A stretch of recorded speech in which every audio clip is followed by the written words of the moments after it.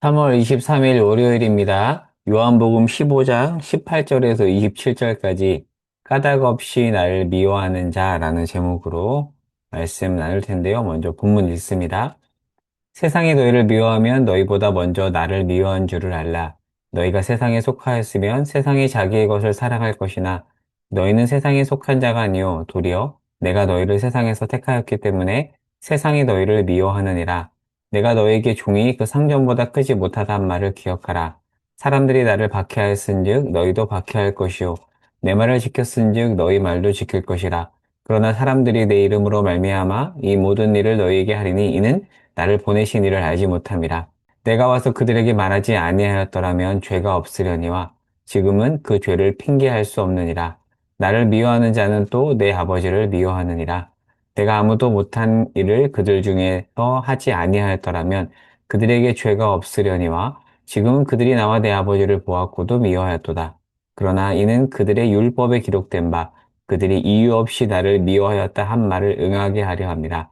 내가 아버지께로부터 너희에게 보낼 보혜사 곧 아버지께로부터 나오시는 진리의 성령이 오실 때에 그가 나를 증언하실 것이요 너희도 처음부터 나와 함께 있었으므로 증언하느니라.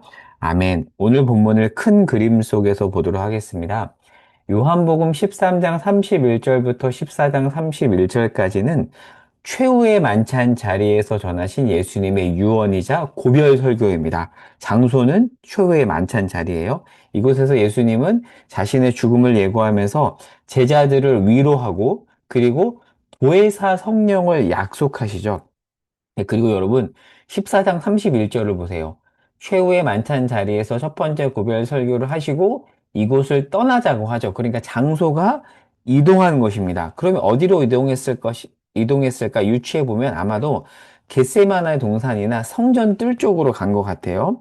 그러니까 그곳에서 두 번째 고별 설교가 시작되는데 두 번째 고별 설교는 15장 1절에서 16장 33절이에요. 여기에서 예수께서 세상에서 제자들이 겪을 환란에 대해서 말씀을 하십니다.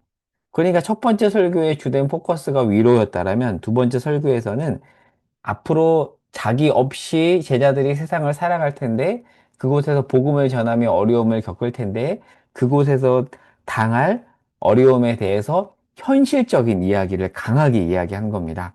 그런데 오늘 본문은 바로 여기에 해당이 되죠. 오늘 본문 15장 18절에서 27절은 바로 이 두 번째 고별 설교에 해당이 됩니다. 그러면 이제 오늘 본문을 볼게요.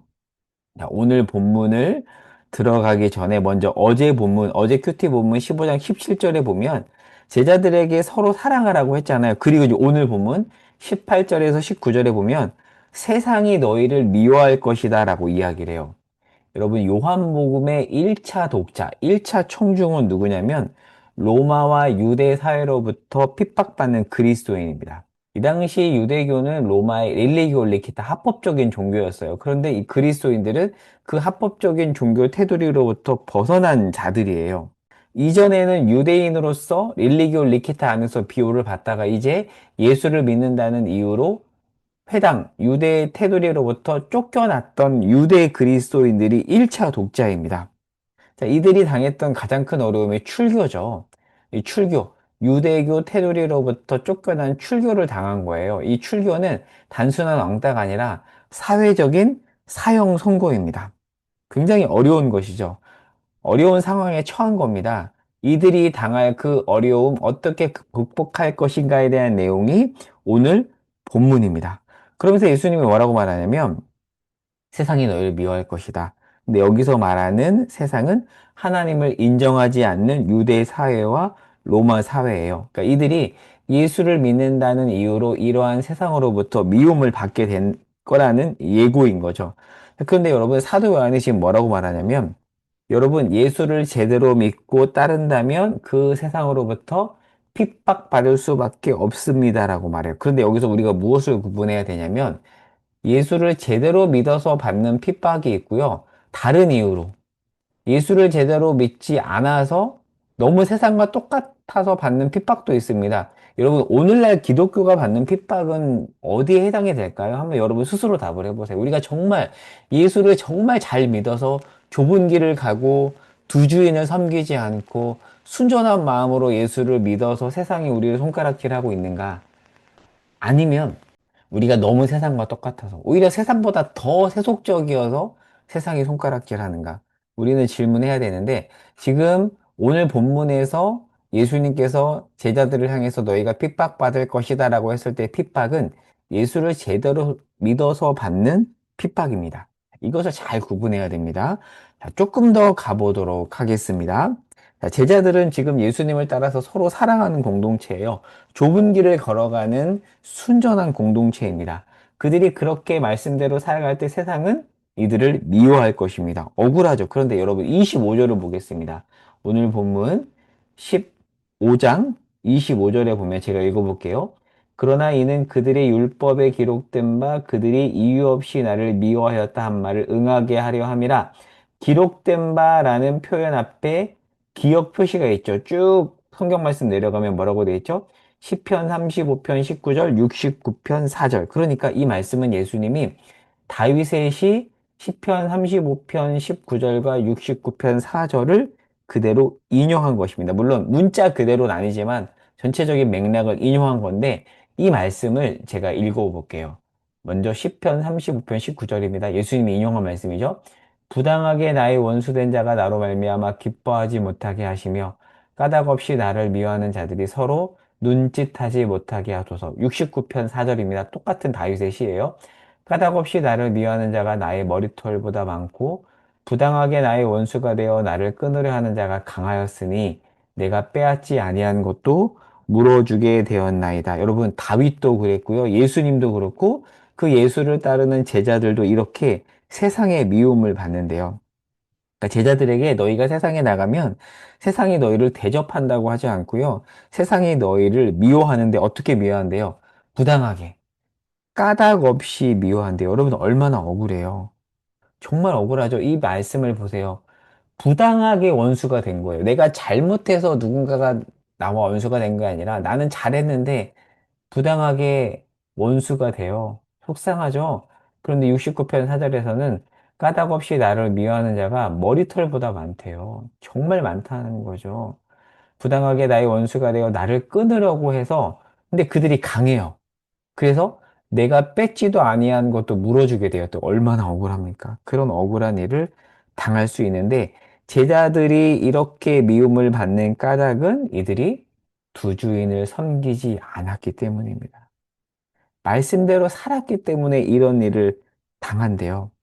여러분 얼마나 속상합니까? 그런데 사도 요한은 뭐라고 말하냐면 이러한 일을 이상하게 여기지 말라고 합니다. 제자들이 예수님의 말씀을 따라 살아갈 때 이런 일을 겪을 수밖에 없고 겪는 것이 당연하다라고 말합니다. 오늘 말씀을 정리하고 적용해 볼게요. 우리가 다시 시편 말씀을 볼게요.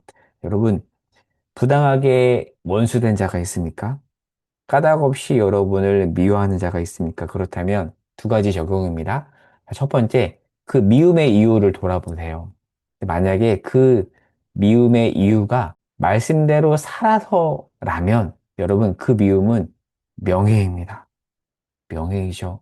내가 좁은 길을 가고 말씀대로 살았어요? 누군가 미워할 수 있습니다. 근데 그 미움은 명예입니다. 물론 너무 속상하죠?